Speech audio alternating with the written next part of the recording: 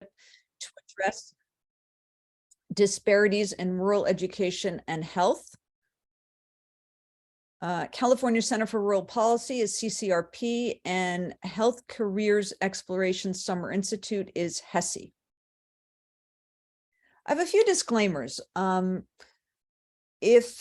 First of all, if you're going to hear about a number of physicians who give talks, and if you want a physician to talk to a school or your group, please go through us, because we're trying to make the playing field even and not bother the same physician over and over again. So we're asking people to go through us when it comes to recruiting a physician to speak. Definitively, we are not experts on physician recruitment and retention. You know, this is something that Penny and I have just become interested in, and you'll see why.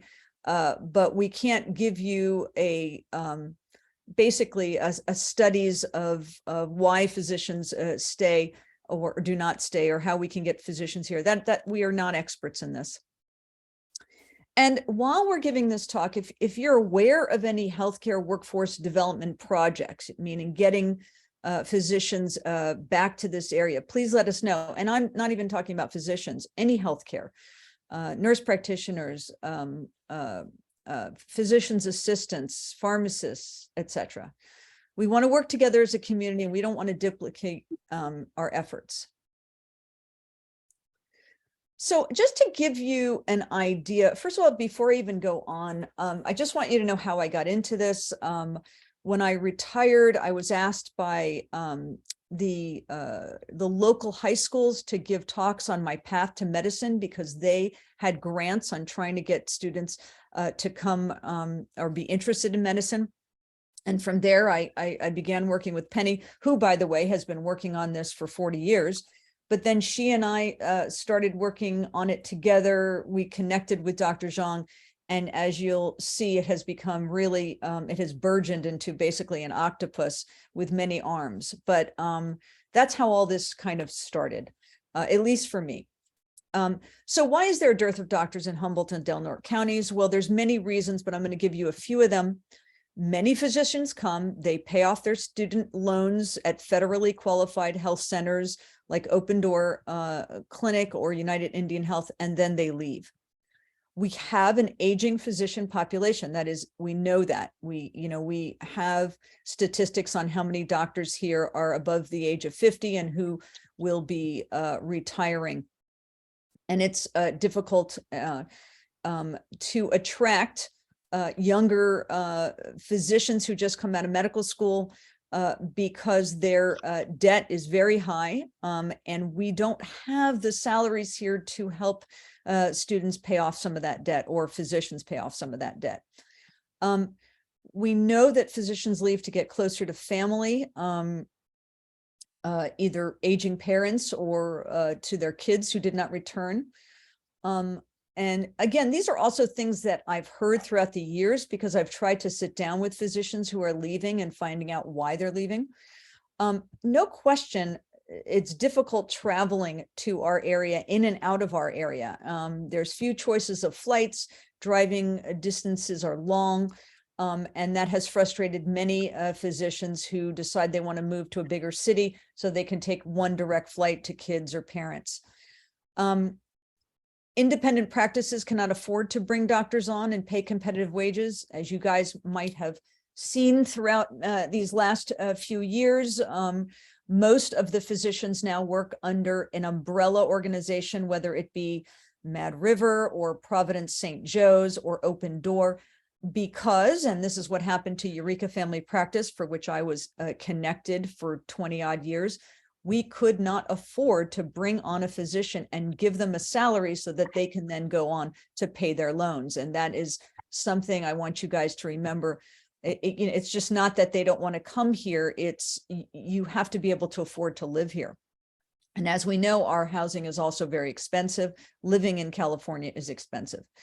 And then spouses of physicians cannot always find jobs here. So these are just a few. Retention problems of physicians here and everywhere. Let's start with what my husband is dealing with. My husband's an anesthesiologist, and his on-call schedule is just horrendous. And if you're on call every other night, that gets to be difficult as you age. There is a consistent lack of administrative support for physician practices. I remember a story of some of the hematologists here who had very few administrative staff, and they were staying all night long just trying to get through their paperwork because they didn't have anybody to help them. And that gets old after a while. There is so much filling out of forms and paperwork and pre-approvals and phone calls just on top of your own healthcare duties. Again, low reimbursement and a lot of government regulation. So low-risk patients will inevitably lead to higher reimbursement. So those who care for high-risk patients will end up being penalized. And in general primary care up here, you end up dealing with high-risk patients because you can't send everybody to a specialist. So we end up having just a general high-risk population altogether. Then, of course, because you cannot be independent, because you can't pay your partners to come join you, you end up joining large hospitals. Well, then you join large hospitals and managed care plans, and you lose your autonomy. There's a lot of focus on RVUs, relative value units, which incentivize spending less time with patients, right? Because if you see more patients, you'll make more money. And a very interesting article just came out in the New York Times, maybe some of you have read about it, that it's not only how hard that physicians work, but the actual US healthcare system and all of its inequities and difficulties managing through administrative staff and administrative work creates physician burnout, period, end. I mean, so these are some just general ideas, and I'm sure there are many more, but these are just some of them. So let's look at some statistics, patients to providers. Humboldt County's ratio is 1,590 to 1. If you look at the state of California, in general, it's 1,240 to 1. And generally in the United States, it's 1,310 to 1. So you can see that we are definitely lacking in many healthcare providers. And if you look at the top US performers in healthcare rankings, you'll see that those who do the best have more of a ratio of 1,045 to 1. If you look at some similarly sized counties in California, Napa is 1,015 to 1. I didn't know there was a county of Nevada, but I guess 1,346 to 1, Sutter 1,131, and Kings County it's pretty bad there, 2,656 to 1. So there has been some statistics that by 2030, California is projected to be short some 4,100 primary care clinicians, including doctors, nurse practitioners, physician assistants, according to a report from the Future Health Workforce Commission and another one from a Health for Center at UC San Francisco. Now, the good news is you live in a state that wants to help. This has been a very exciting last year and a half. We know that for fiscal year 2022-23, Governor Newsom built upon investments made in the last 3 years with $1.7 billion going to health and human services workforce efforts. So you should think about your votes when you hear that.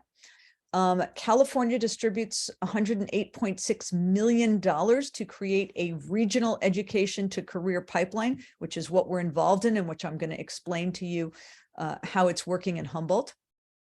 This funding creates collaborative efforts between the University of California system, the California State University system, which Poly Humboldt is, community colleges like CR, and the K-12 school districts, and other workforce partners, which I'll tell you about. This basic collaborative effort bridges gaps between community colleges, four-year universities, medical schools, community-based health clinics, and any organization that's providing greater pre-med opportunities for students. And also, the goal is to help to diversify California's primary care physician workforce.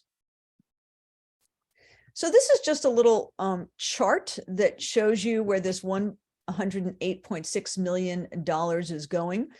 So through this California legislature, through what I mentioned before, the Department of Healthcare Access and Information, HCAI, which Dr. Zhang received a grant, and we're working with him on that grant. It gave money to California community colleges and also the California Medical Scholars Program, which UC Davis is very involved in. Gave money to the Department of General Services to create a Redwood Coast Collaborative, which is the K-16 initiative, and I'll talk about that in a second. And there's also money that went to Office of Public School Construction. Here on the North Coast, the K-16 Education Collaborative Grant was given a fair amount of money, and we're working with them. Humboldt County Office of Education and three other offices of education were given money. 18 million went to Cal Poly Humboldt and College of the Redwoods and other smaller Northern California areas like in Sonoma. Sonoma State University and Mendocino College got money along with our Cal Poly Humboldt and CR. UC Davis was rewarded 1.8 million for a grant for a pre-med pathway for rural college students. And we'll talk about that in a little.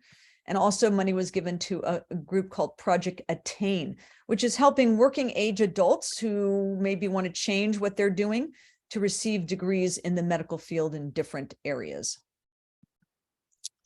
So let's talk about Humboldt-Del Norte County Medical Society, which I'm going to designate as a workforce partner.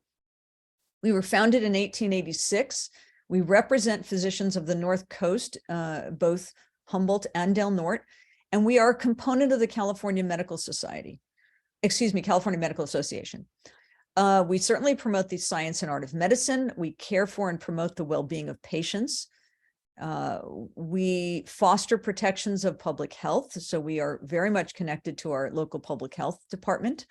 We focus on the interests of the medical profession with lots of our physicians working through the California legislature to try to help things for patients and for physicians. We cooperate with all kinds of other organizations with like-minded purposes. And we work on recruitment and retention of physicians, which is what this is all about. Our local society has something called the Humboldt-Del Norte Medical Society Future Physician Scholarship Fund. And we know that we've had issues with recruitment and retention, and this fund was created as another way to, for physicians in our community to be involved in helping recruit and retain physicians here on the North Coast. 1,000 scholarships each year are awarded for pre-med students applying to medical school. This is a picture at our gala with one of the pre-med students who happened to be president of the Pre-Med Society last year, who received one of the scholarships. Her name is Hannah Cornwell, and she has been accepted to medical school. And this is President Dr. Joyne Liu giving out the award. So what is the HUMPET organization, which is a committee of the Medical Society? What do we do? So again, we're created with the intention of recruiting more physicians and allied health professionals from within our own community. One of the things that hit me over the head after Penny and I started working with this is we got to recruit students to go into medicine who are from our area because they're more likely to come back, because they have family here. They have connections. So we started really working on that. It's all about number 2, building relationships and experience for students to foster the desire to return to us. So that young lady, Hannah Cornwell, we had a great relationship. I helped her, we helped her all throughout her pre-med years here. And she has specifically even written in when she wrote her notes to try to get into medical school that she would like to return to Humboldt. Building relationships is everything. I worked with her on her essays for medical school and her interviews. We write recommendations for these students. We're dedicated to educating students from elementary school all throughout up to the pre-medical paths. We are focused on teaching and exposing students to different aspects of medicine, and I'll explain that later. We survey all of the physicians in Humboldt-Del Norte County every year, and also the allied health professionals, and we find out, are they interested in having students shadow them or observe them?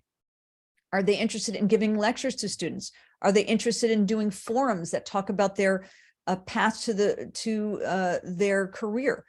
You know, students will tell you, there's just, you know, I remember seeing this doctor when I was in high school talk about their path to the career, and that's what made me interested in medicine, because a lot of students had never had any exposure to medicine. And what you're going to see, and what Penny's going to talk about, is a universal grid that we've created. So all the schools, whether it's high schools, elementary schools, middle schools, Cal Poly Humboldt, they access we can give them access to which physicians are interested in doing what. And we are surveying them every year, all the physicians and all the allied health professionals. So this is just a chart of who our partners are. Cal Poly Humboldt, what we do with them is, and Dr. Zhang runs the Biology 482 program. I'll talk about that in a bit, but it's a class in which students will learn in one semester how to work in a physician's office, and then in the second semester, they'll go and do observation there. We work with CERM, which is the Center for Regenerative Medicine, and I'll talk about that in a bit, again, part of Cal Poly Humboldt. Dr. Zhang got a grant this year through the Healthcare Access and Information monies that came from the state of California, and he created a paid summer internship program where students will be actually paid to do observing of doctors in their own field. And we'll talk a little bit about that in a second. We do mock interviews to try to help students learn how to interview before medical school interviews. We give them pre-med talks and lectures. I've given multiple talks on migraines and on immunizations, especially during COVID. We've had people talk on all kinds of different topics, from orthopedics to dermatology. We provide mentorships. We connect with the Humboldt County Office of Education so that high school students can do observations in doctors' offices. We do mentorships. We also connect our family practice residency to help students and be mentors to them. We help them with mock interviews. We are part of the HESI program, where students in high school can spend a few weeks learning what doctors do in the hospital or in their clinics. And we are part of the K through 16 Redwood initiative, which we'll talk about in a bit. We are very much connected to the medical schools, UC Davis, Stanford, and OHSU, which is the Oregon Health Science Center. And specifically with UC Davis, they send us students who are interested in working in rural areas, and they'll send them to us in their first year or in their fourth year so that they get to know our community. We've had a number of students who are from here who has spent time at the Indian Health Center with Dr. Martinez, and that's in a program called Rural Prime, where they'll actually spend time at the UAHS and see patients with Dr. Martinez. We are connected to the hospitals and clinics, Providence St. Joe's, all the hospital and all the clinics. The family medicine residency, which many of you don't know, but we started, it's about now 3 or 4 years ago. And that was created in partnership with St. Joe's Providence, because the statistics are that if a family practice resident goes and does their residency in a certain area, statistically, they're likely to remain in that area. So that's been a goal of ours for many years, and that was started a few years ago. We are connected to Mad River Hospital, Open Door Clinic, the Student Health Center, United Indian Health, and Redwoods Rural. And we're all about sharing knowledge. And Penny will describe to you our grids. We meet with all of our partners every 3 months, and even we're constantly on emails with each other. This PowerPoint lecture is part of sharing knowledge to you and the local community. We actually, or I write up what we're doing on a bi-monthly basis, so I can inform the rest of the physicians and thank them for all their participation. We are connected with the Community Health Alliance and through the Center for Rural Health. All right.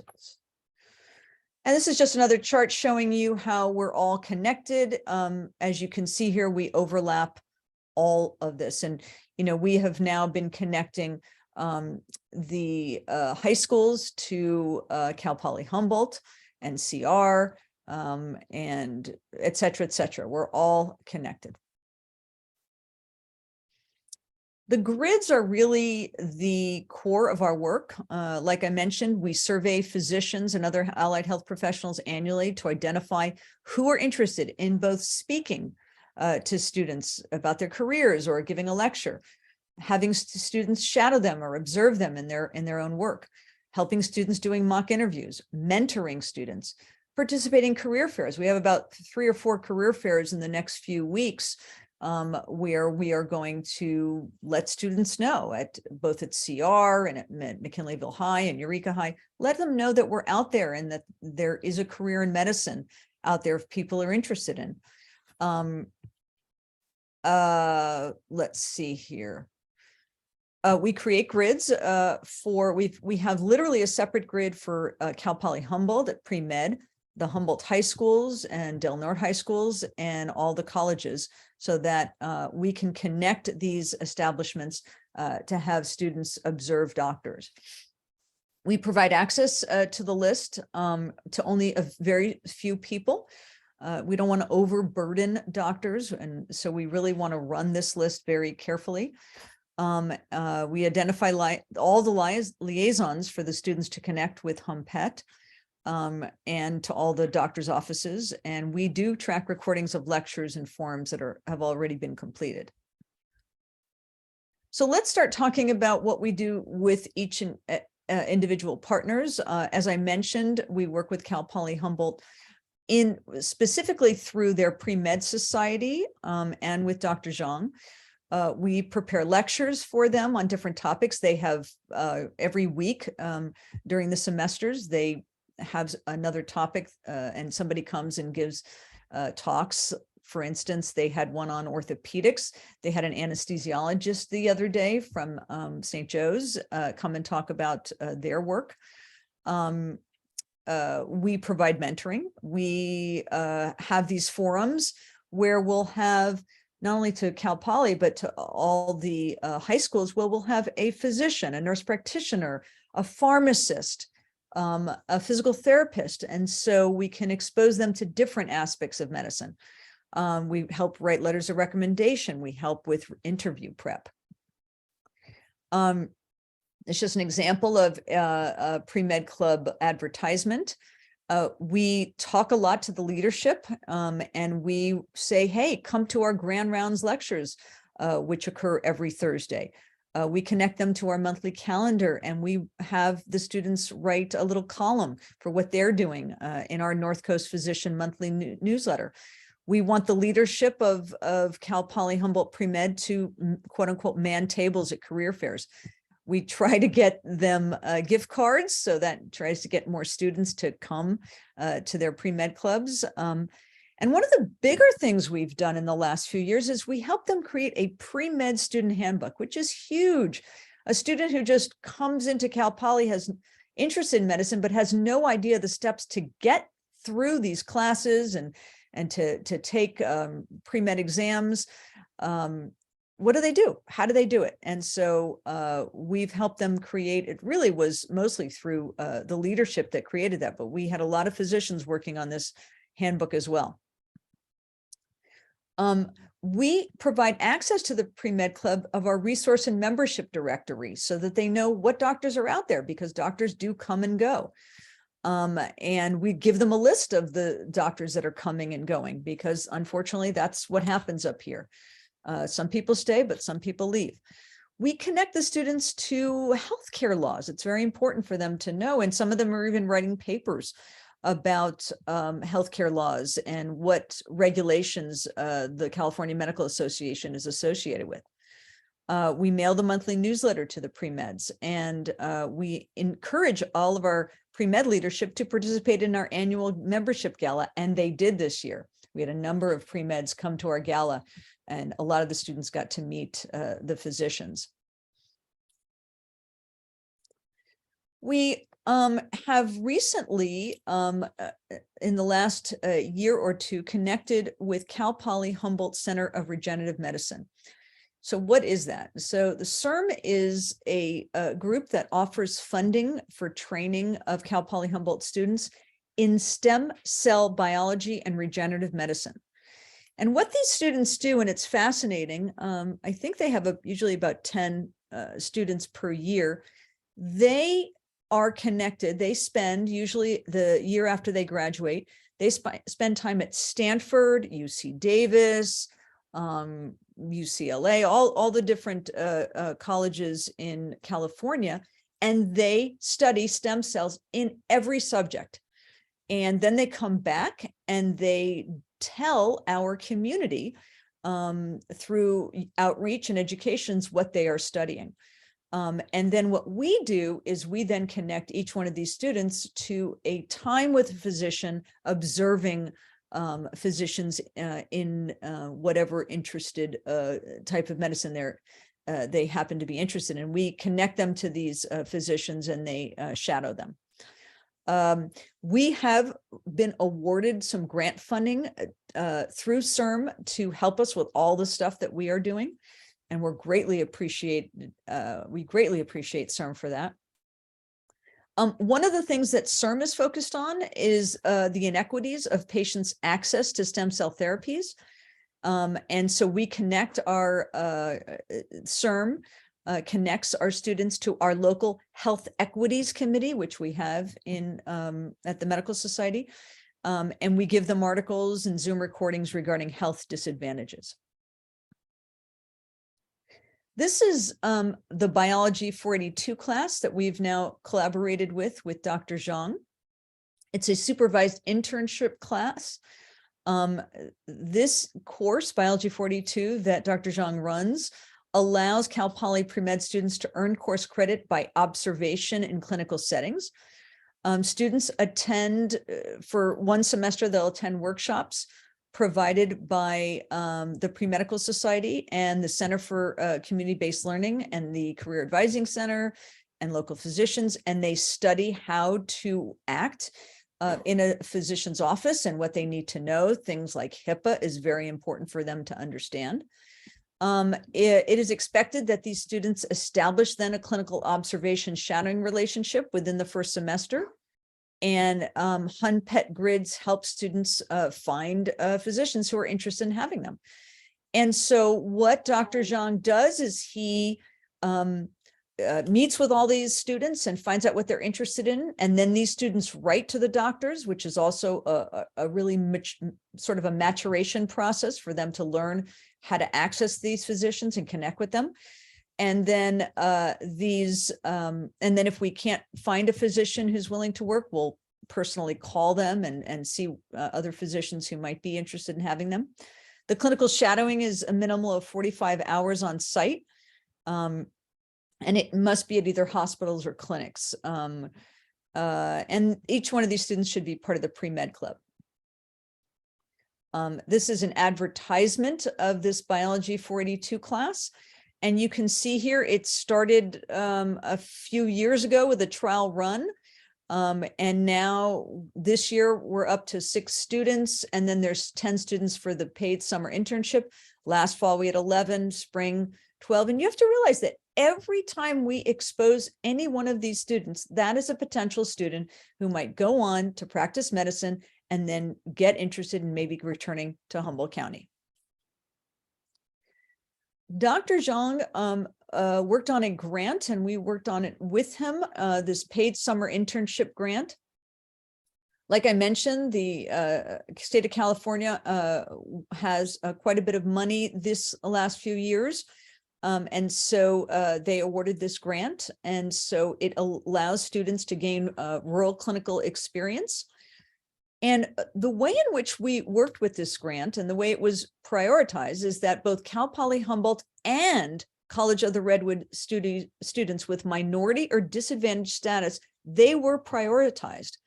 And we were part of a group that looked at the kids had to apply and basically relate why they might be disadvantaged. And we prioritized those students and picked a total of 10 to go on to this paid summer internship grant. And so now these students are enrolled in Biology 482 during the academic year, gives them an overview of internship basics and established structure for their internship.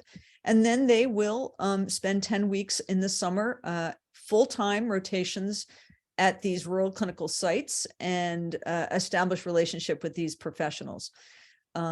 This is the advertisement for the paid summer internship health profession careers. This is a very exciting grant, and we received some of the funding to help us organize this with Dr. Zhang. These are just some examples of our community partners. We've connected with Fortuna Family Medicine, Mad River, the Eureka Community Health Center, Humboldt Open Door, and the Telehealth Visiting Specialist Center through Providence St. Joe's, all of the Providence St. Joe's clinics, Providence St. Joseph Redwood Memorial Hospital and clinics, even Queen of the Valley Medical Center, Redwoods Rural, United Indian Health, and Planned Parenthood. Through that money that I mentioned that came from the state of California, Cal Poly Humboldt and these partners were awarded $18 million to launch the Redwood Coast K-16 Education Collaborative. And this was a collaborative with Sonoma State University, UC Davis, of course, our College of the Redwoods and Cal Poly. And it's an effort to increase higher education access for underrepresented students in Del Norte, Humboldt, Mendocino, and Lake counties, and prepare them for a career in healthcare and education. The goal is to ensure young people take advantage of all these regional educational opportunities that lead to living wage jobs in our community. So we're very excited. Dr. Zhang's summer paid internship is kind of a bridge from these CR students to then take the paid summer internship course and then go on to Cal Poly's four-year college pre-med program. So we're very excited. And one of the focuses of this K-16 Redwood initiative is also to focus on middle school students. You know, some high school students already know what they want to do. Well, a lot of middle school students have no idea. And so the person who is running the K-12 Redwood initiative is really focusing on middle schools. Just wanted to let some of you know, because maybe some of you don't even know that we have a family medicine residency program through Providence St. Joe's. Again, stats show that family medicine residents stay in communities where they train. So it was created with that in mind. And this was a partnership between Providence St. Joe's and the Open Door Community Health Center. We had a first group of 6 residents started in July 2019. We always will have a total of 18 residents because we have 6 a year and it's a 3-year program. And our first group of residents graduated last year. And we have a lot of support in our community for this program. Providence St. Joe's mission, quote unquote, trains residents to treat individuals in a way that recognizes their needs as a whole person. We accomplish this mission by teaching residents how to address the unique challenges of a rural and underserved community by nurturing the spiritual, emotional, physical well-being of those we serve, especially the poor and vulnerable. Residents learn to be resourceful, autonomous providers and leaders in family medicine. And it's built upon a belief that all healthcare starts with family medicine. And many of you probably don't know, but family medicine residents are trained to do full spectrum family practice, which includes OB. So it's literally birth to death. And in our area, if you're going to practice medicine, like for instance, I had to practice family medicine, you have to know a lot.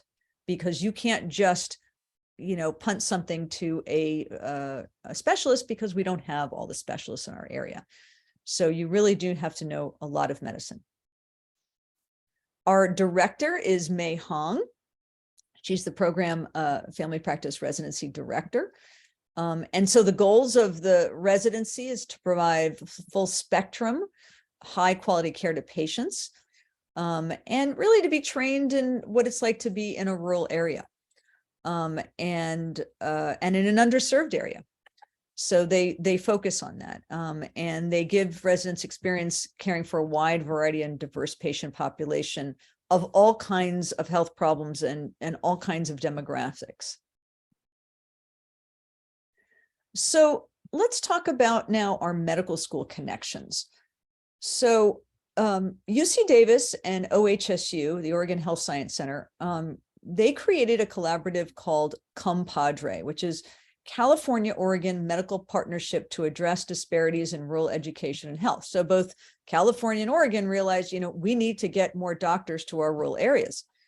So it's a collaborative of over 30 graduate medical education programs across 10 healthcare systems throughout Northern California and Oregon. And the goal is to transform the physician workforce by training physicians better prepared, more equitably distributed across the region, not just everybody in San Francisco, not having just physicians in San Francisco, but all throughout the rural communities, who are deeply connected and absolutely intent on serving underserved communities. Students in their first year of medical school will go to a rural area like ourselves to be exposed to medicine in that region. And I will let you know that this year we are having our first student from UC Davis come in the summer of their first year of medical school and connect with us here at the family practice residency. So they will, again, develop relationships with us here, and then understand the unique interests or the unique issues in Humboldt County. So there is another program called the Health Careers Exploration Summer Institute program. It's called the HESI program. And what Providence St. Joe's and the Humboldt County Office of Education has created is a free 3-week summer education program. So basically, the students apply for this program, and they will spend 3 weeks at Providence St. Joe's or in the clinics and learning all the different aspects of medicine. So we're talking about ultrasound, all the radiology, different procedures. They'll spend time in surgery. They'll spend time at the clinics, every aspect of medicine, so that they are exposed to all types of things. And Del Norte is trying to do this through the California Center for Rural Policy as well. We help to get students exposed to Providence St. Joe and Redwood Memorial Hospital through hospital tours. They'll look at radiation oncology, our labs, our cath labs, our imaging, our pharmacy, our emergency rooms. And this is for you as well, you can go on a tour of the hospitals the second Thursday of the month. And there's lunch provided. You have to sign some confidentiality requirements, but let us know, or this is the woman to contact if you are interested in that. We have been connected with the county, Humboldt County Office of Education for years. They have a health career exploration project where not only for medicine, but for dentistry as well, where local high school students explore different healthcare career options. Usually we've given talks to the bio and community health classes in Fortuna High or McKinleyville High and Eureka High, and we talk about we give a medical lecture or we give a forum about our medical careers. I've sat with students, helping them do some mock interviews. We also connect with the middle schools, like I mentioned earlier. We've connected with Jacoby Creek Middle School and the elementary schools. And we also look at this, we try to get in, I've given at least one lecture to the AP courses where, as we think some of those students are definitely interested in going into medicine. This is some pictures of our forums before COVID. This one was at Fortuna High, and this was at Eureka High, where we had a pharmacist, we had a physical therapist, we had myself, we had a physician's assistant, a physician, and another pharmacist. And these are just lists of what we've done so far. We've had many different forums. And again, like I mentioned to you, it's all about relationships. It's all about exposure. You know, if we, you know, some kids came up to me afterward and said, wow, I didn't even know that you could do this in medicine or how you get there. So this is very exciting. This is what we did during COVID. We did a lot of Zooms. And this is what's happening in 2023 so far. And this is what we've done in 2022. But we had many career panel discussions and symposiums. This is just more of that. So we had everybody from a orthopedic surgeon to a neurosurgeon, to a radiologist, to a psychiatrist, to a family doctor, to a trauma surgeon, to a gastroenterologist, etc., cardiologist, talking about their path.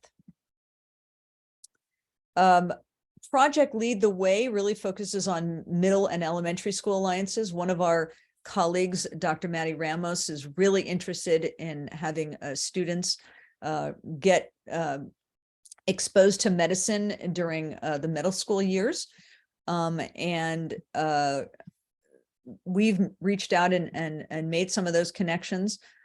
We've talked to the 7th and 8th grade class at Jacoby Creek. And like I mentioned, the K through 16 initiative is very focused on middle school students.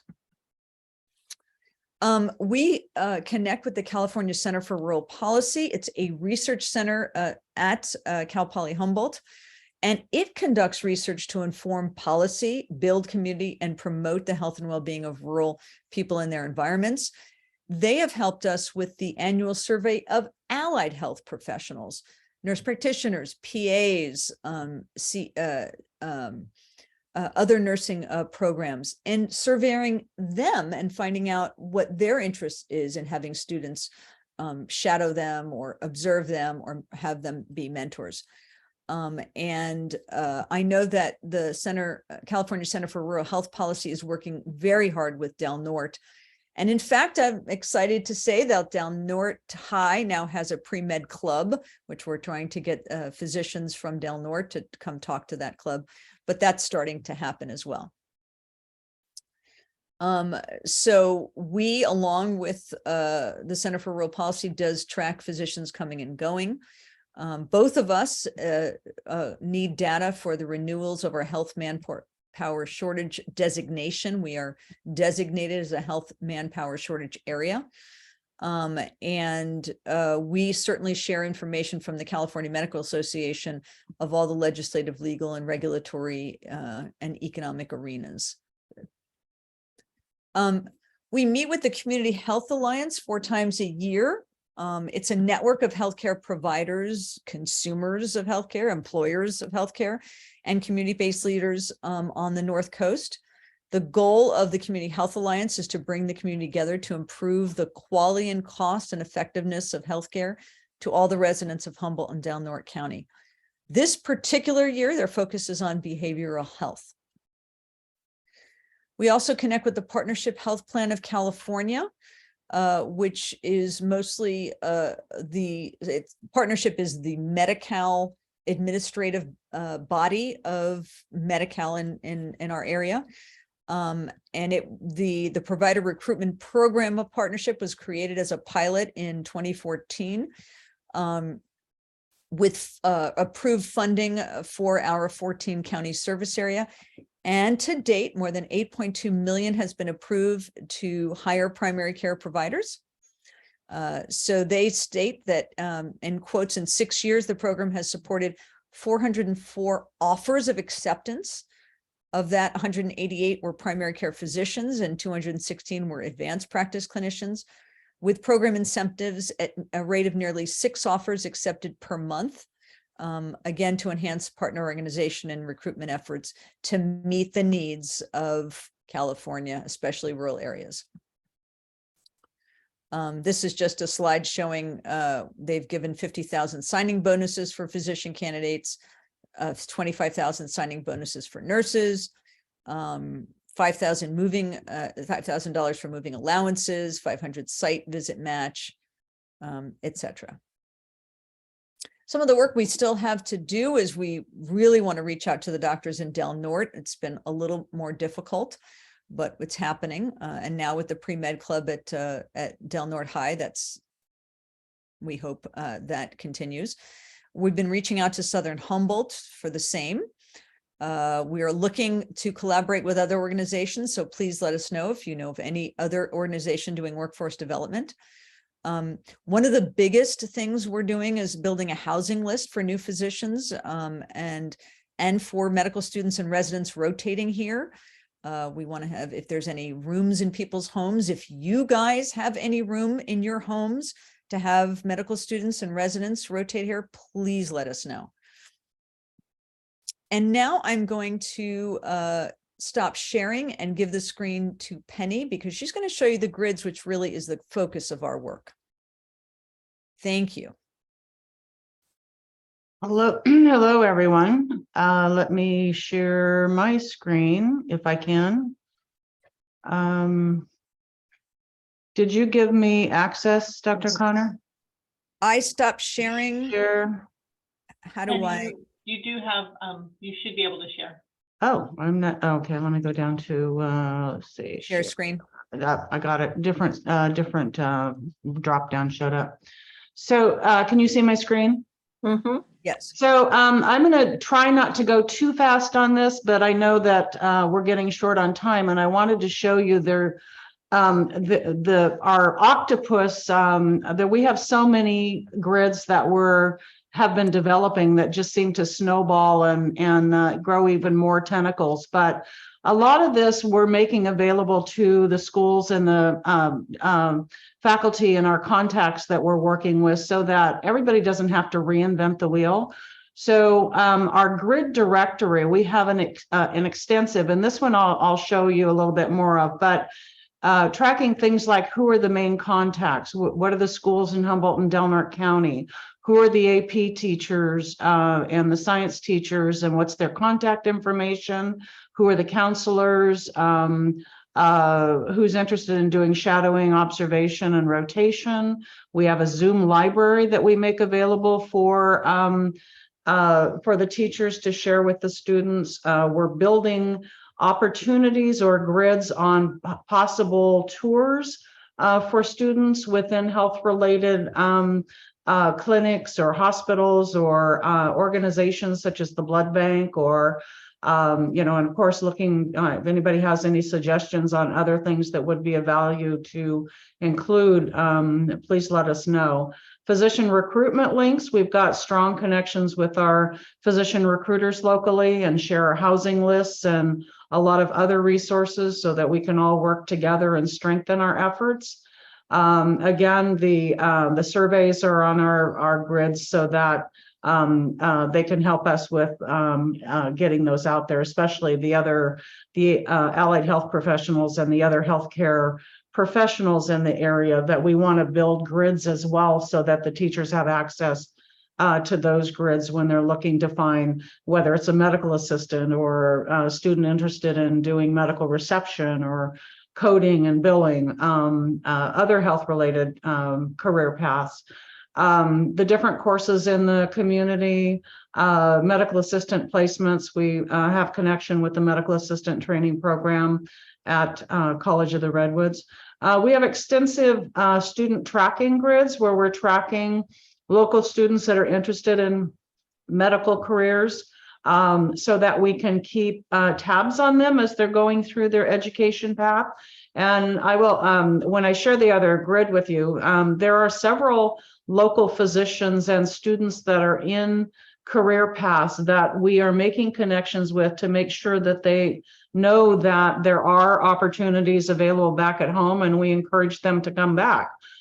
We do have, recently we've had 2 new physicians that are from our area relocate and come back home. We do have a couple local students that are ready to go into a residency program and are interested in applying for a local residency program, which of course will help keep them rooted in our community and hopefully come back. We're keeping a physician scheduling grid because, as Dr. Connor mentioned, we don't want everybody going after the same physicians all the time. We want to spread it out so that a lot of the physicians who sign up to do this, they love to teach and they love working with students and want to help. And we want to make sure that we spread it out and, as not to burn out the same ones. The same thing on medical students. We have a separate grid where we're tracking who's interested in being a mentor, who's interested in precepting the medical students, housing of medical students for people that have a room within their home that they're have a place where they're willing to have the students there for 2 or 3 weeks. We identify the medical schools in California that have rural rotation programs, and we're reaching out just to make sure that we're on their radar and they know that, there's a possibility of rotations up here. Again, looking at the connections of students who have connection with us locally. Let me speed up here real quick because I see we're running out of time. But Cal Poly Humboldt grid, we've got a separate resident grid, health professionals grid, high school grid, the same sort of thing, elementary housing, CR, compadre. Let me yes. interrupt and tell you, you don't have to stop at 1 o'clock. You can Oh. continue till 1:30 if you wish. All right, I won't go too fast. But one of the other things that with these grids, and I'll show you on the other too, is we're also, when we're reaching out and we're identifying physicians within different practices, what is the criteria for the students to go in the hospital? Who are the contact people? What clearance steps do they need to go through? What forms do they need to fill out? Same thing for the clinics. What are the criteria and points of contact are for Providence Medical Group, for United Indian Health, just to make it easier for everyone, so that they know what the requirements are to be able to get in there. A sample of the Cal Poly grid, and this is the one we have for all the different levels that we're working with. Again, the criteria, the agreements. We even have rules and rationale for the students to follow.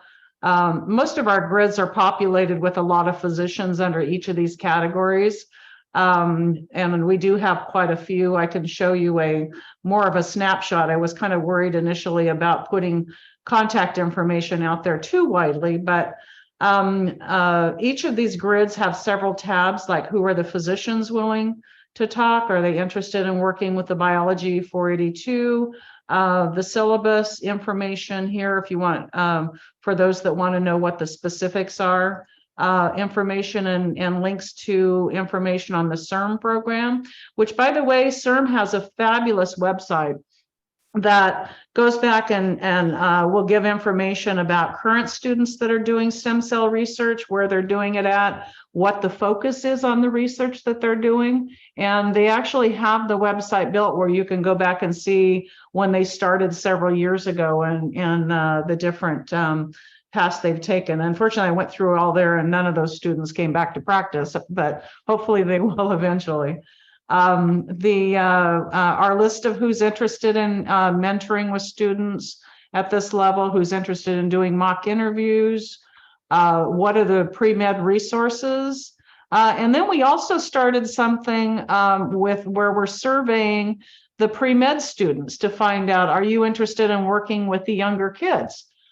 Because a lot of times the high school students might want to talk to somebody who's going that career path that's a little bit closer to their age and can give them a few more tips. We have a pre-med library that we have recordings of different talks that have been done on migraines, on we had talked about the pre-med path through Western, or had a sister the sister city connection with Western University that we connected up with the Cal Poly Humboldt, that they were able to share a few meetings together via Zoom, talks on vaccines, talks about osteopathic physicians and going into emergency medicine, et cetera. Career fairs and who's interested in doing career fairs.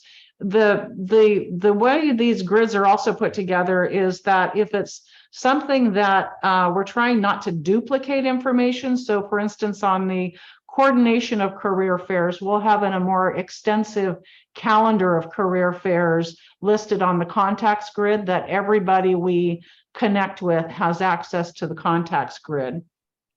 Undergrads, and then of course administrative services. Some of the fun slide to look at is as we're doing the I lost a couple of them here. As we're doing the student tracking, sorry, I didn't mean to show that one. This one right here gives you an idea of the physicians that grew up locally, that either grew up locally or they had connections that came back to our area to practice. We've got a couple that are in our residency program that, you know, a lot of these, if they've got roots, they come back and they stay. We're also tracking which physicians have children that are going medical path in hopes that maybe we can reach out and make connection and get them to come back to the area and practice as well. But like I say, we've got a lot of different, you know, I'm happy to share any of the other, there's a lot of different other grids that we're building as well that we're making available to specific partners that we're working with. Happy to answer any questions about any of the grids, but like I say, it is growing many octopus tentacles as we work more and more on the project. So we are ready to take any questions. I think I saw a question also from Jane. You asked if we're recruiting. Yeah, we have a lot of retired physicians interested in giving talks and also being mentors. And so, and look at me, look what I've gotten into. And we've got another one on the, and we have another one on the call as well. Nancy has a question as well.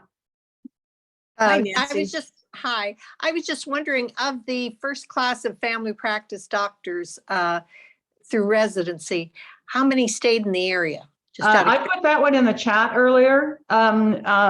One of the residents in the first graduating class did take a position at Providence St. Joe as a hospitalist.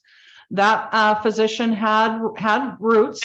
His wife is from our area. He's from Petaluma area, so of course had the family connection. One of the other physicians wanted to stay. She's from this area, graduated Arcata High. Wants to come back, but she had a National Service Corps loan repayment obligation that our scores weren't high enough to keep her. But she does plan on coming back. So we're hoping for another physician started working with a psychiatrist. Doing telemedicine. Telemedicine. Yes. So we had another one as well. So you're seeing the results is what I'm saying, which is Yes. wonderful. Yeah, that's the goal. Great. And we already know of one who will probably be admitted to this first year class who already bought a house in our area. Right. And actually one of the residents has already been hired, has already signed an employment agreement with Open Door in Willow Creek. Well, that's really impressive. That's Yeah. good. Very exciting. Are there other, if we happen to know of individuals who might be interested in coming here, do they have to be in a certain age range before they can get access to funding to move here? Like a friend of mine is 65. She's worked in the healthcare industry and home healthcare for decades, has bonded the whole stuff, but would need to be here to apply for a job, or that appears to be the case, for example, because she was interested in Mad River Hospital, but they needed to have her here. So how would somebody like that, even though they're 65, would they be would So, they be able unfor- to get funding to get here? Funding, well, that I really don't know. Although we've been expanding into trying to help with other health careers, our focus really needs to be on physicians and building our physician supply. But because of our connections we have with the allied health professionals and our linkages with the offices locally, we are able to survey and help, build some of those other resources. And make it available to others. So we do have a physician opportunity list on our website. So physicians who are looking to relocate up here can see who the contacts are and who might be looking for physicians up here. And also we have a list for the allied health professionals, which nurse practitioners, PAs and midwives. But other than that, that's all we have on our page. And Colleen, you have a question? You need to unmute. I was wondering, you mentioned if you had a room to rent and you mentioned a term of about 2 to 3 weeks. Is that accurate? For the medical students that are doing rotations, and correct me if I'm wrong, Dr. Connor, is usually 3 to 4 weeks. They may differ. I think that, go ahead. Oh, it's just about a month, correct? Yeah, it's usually a month-long rotation. And what would be the way to contact a person if that were available? I will put my email address in the chat.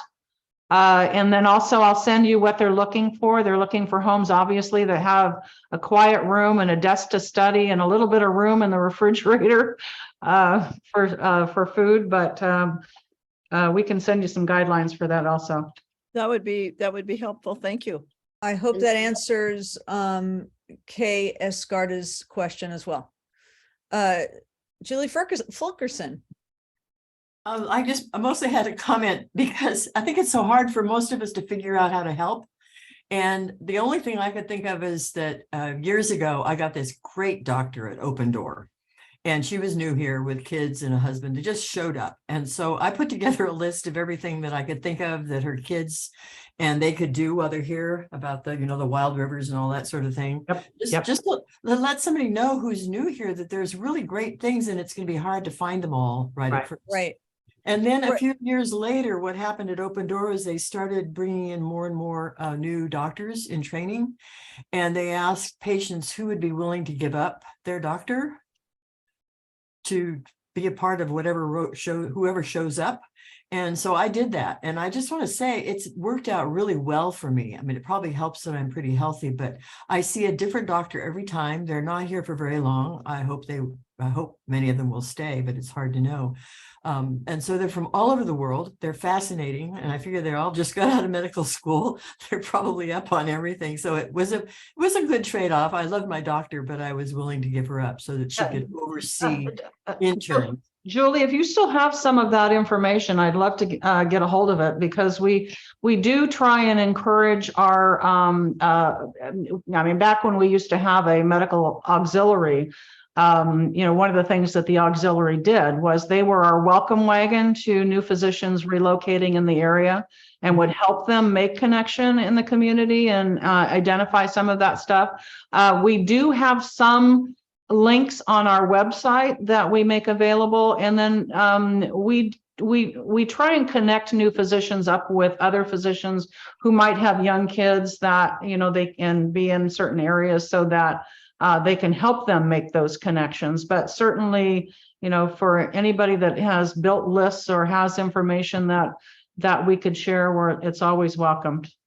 Well, it might take a little effort, but maybe there's an intern who would take this on. It would be, I think, relatively easy to get free passes to all. I mean, I'm interested in classical music, so I get classical music tickets, but I'm sure the zoo, I'm sure everybody in the community would want to do whatever they could to make new doctors feel welcome. Great idea. Yeah, really good. Really good idea. Thank you. And, I want to reiterate sort of what Julie is saying, and that is, with your own doctor or a specialist you see, please just thank them so much for being here and staying here and developing that relationship, because every doctor will tell you it's about the patients for them in terms of staying here. It's about people. Okay. Now, obviously they have to have a living wage in order to be able to pay off a loan. I mean, that's just reality. Okay. But my point is, the more that you welcome somebody and put your arms around them, believe me, I've been in that position, the more they're going to want to stay in a community. Mhm. Get them And rooted. somehow we need to deal with the wives or the partners. Let's talk about Yeah, that. because a lot We of them need are to men. Deal with the partners so that they can find entries into this community and also jobs. And Well, I don't you know, know if your welcome Yeah. wagon can do that again. I So actually had I want to share something really quick. Actually, one of the things, we work really closely with our residents, and, you know, try and get them connected. I mean, we keep track of physician hobbies, because we do introductory bios in our newsletter to introduce new physicians that are coming to the area. And we find out what their interests are, what their spouse's interests are, so we can help make connection. And one of the residents came up to me not too long ago and said, I want an opportunity to meet girls. I want to, meet people. Where do I find a swing class? Where do I find these other classes? And you can actually, and a funny one years ago, it was something about bongo lessons or some, off the wall thing that somebody asked me for. But it's all about, the young residents coming in. A lot of them are single, and if we can play Cupid and help match them in the community and get them rooted, it's another way of getting them to stay. one of the things I did, I was at some kind of reception. I went to Jay Leno and I met at the reception the head of Cal Poly Humboldt, the president, and I reiterated to him that we're going to need his effort.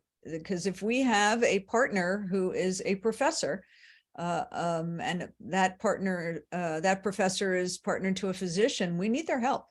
We need to prioritize. We need to keep people here. Somebody said in the chat, Wendy Robertson said, also, we need to speak up in debates about building new housing and NIMBYs who don't want any development, that to attract and keep medical, we need it. Yeah, all about housing. Absolutely. And Wendy then, Robertson commented, I'm not as despondent about our medical here after hearing this today. Thanks for this great work. oh, thank you.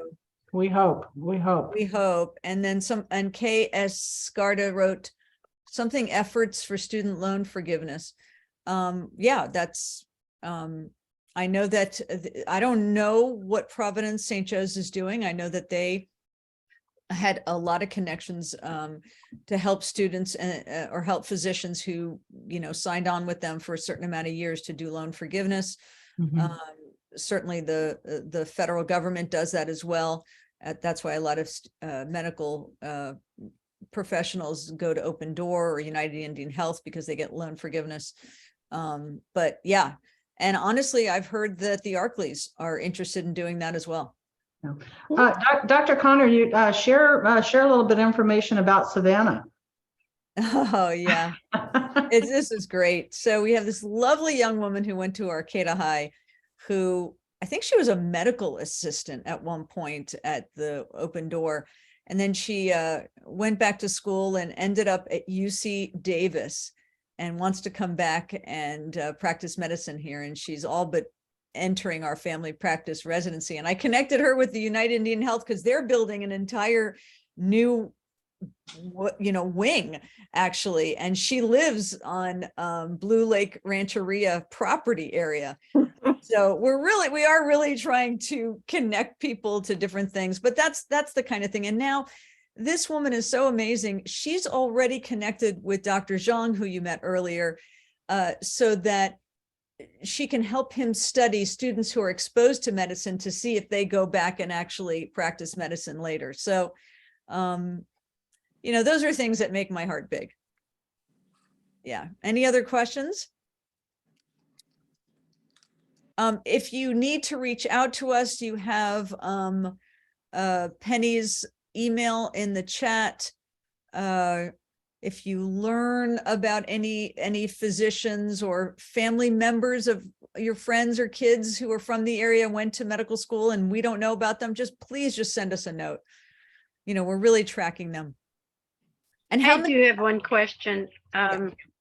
What are the openings available for CR, for example, or for Cal Poly for people who want to go into nursing or the medical field or?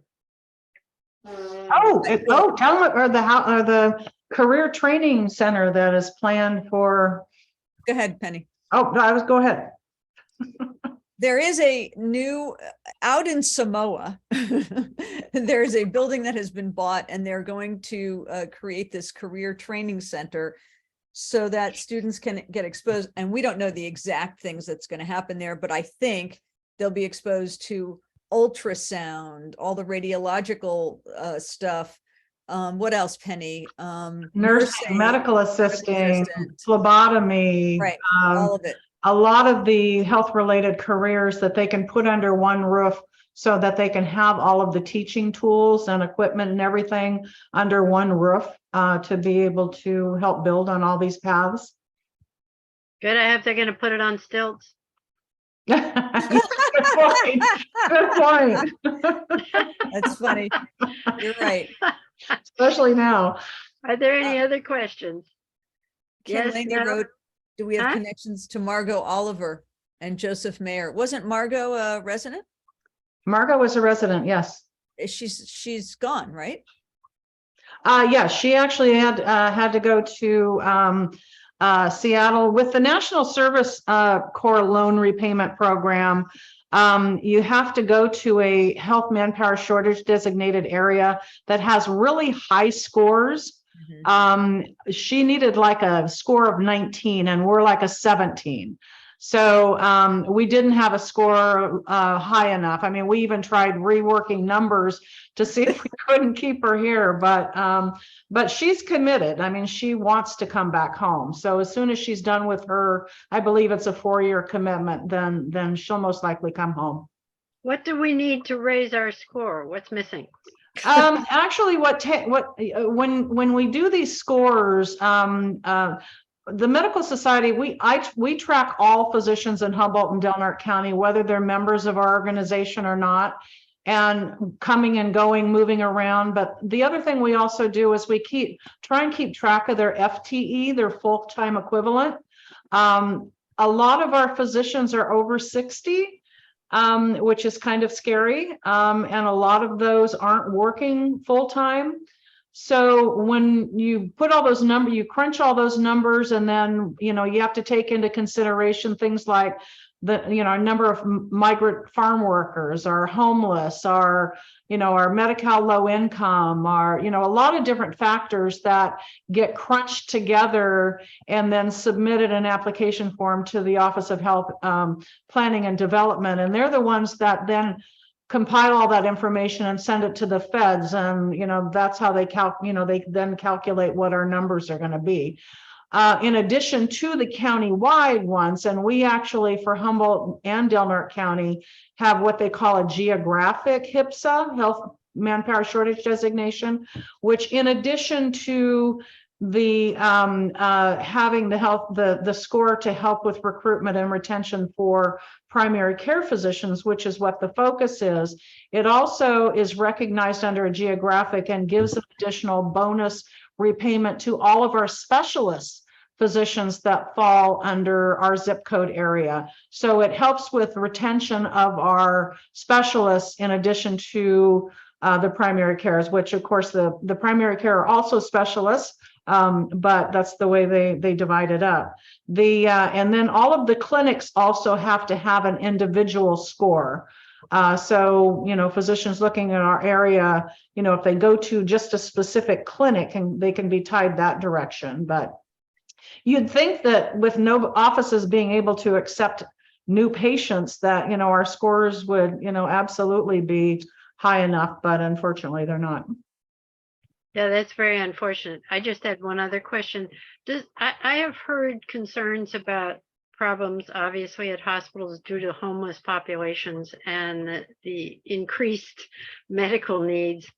And as a result of that, and the tax how it has taxed the efforts and the energies of hospitals and doctors. Is there anything that can be done, or are you trying to address this with people that come in here and tell them it's there and to be aware of it? Well, that's a very complicated question, honestly, Jane, because first of all, every hospital you are not allowed to send a patient out. Okay, that's just a known fact. You have to treat every person who walks in the door.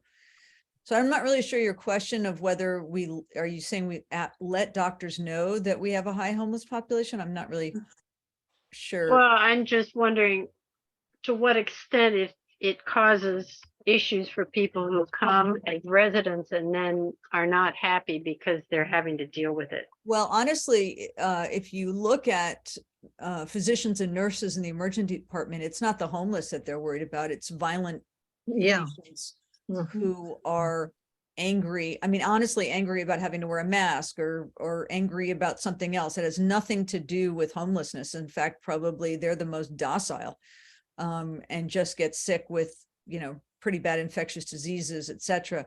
Obviously, if somebody is acutely psychotic, that person can be put into sempervirens or etc. But honestly, Jane, everything that we're dealing with here, they're dealing with in bigger cities everywhere. I mean, let me step in there also, because as you mentioned earlier in your presentation, Dr. Connor, the focus of the Community Health Alliance is increasing awareness about issues around behavioral health.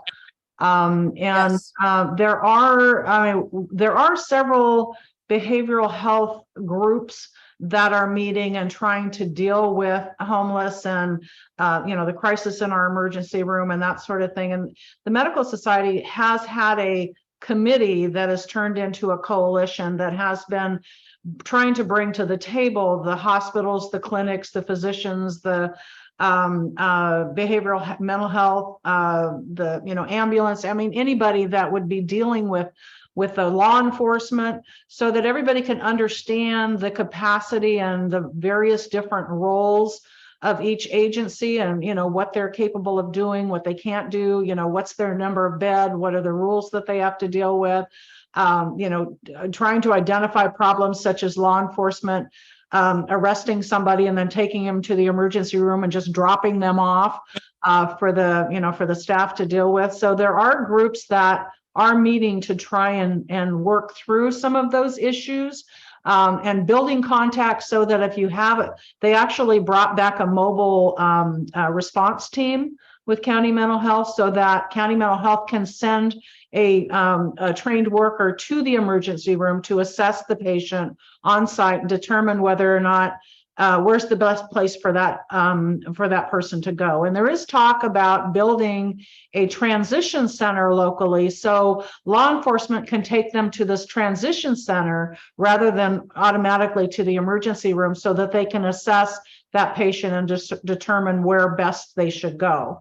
And they're talking about doing that at the in Eureka. Is that not the case?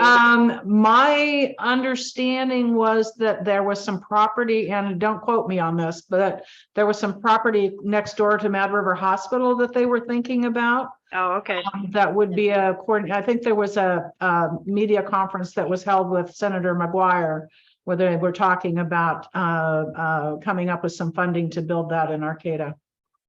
That'd be wonderful, because that would help the issues, I think. Anyway, any other questions, anybody? And I will quit asking them. All right. Thank you so much for your excellent presentation and information from UIPHD 87. I don't know who that is. But in any event, thank you everybody. So much. And thank you, Jane, for leading this. Appreciate it. Well, we're delighted to have you here. It was really needed. A lot of people are interested in these issues, obviously. And by the way, next week, we're going on March 13th, we're going to be talking about the next level of green burial, where you get to explore the basics of green burial practices and new initiatives there with Claire Day and Kim Coelho. So we'll hope to, with Mary Ann Perry, I looked on the wrong line. Sorry about that.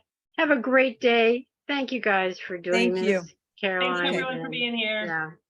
All right. Bye, Thank everyone. you. Penny.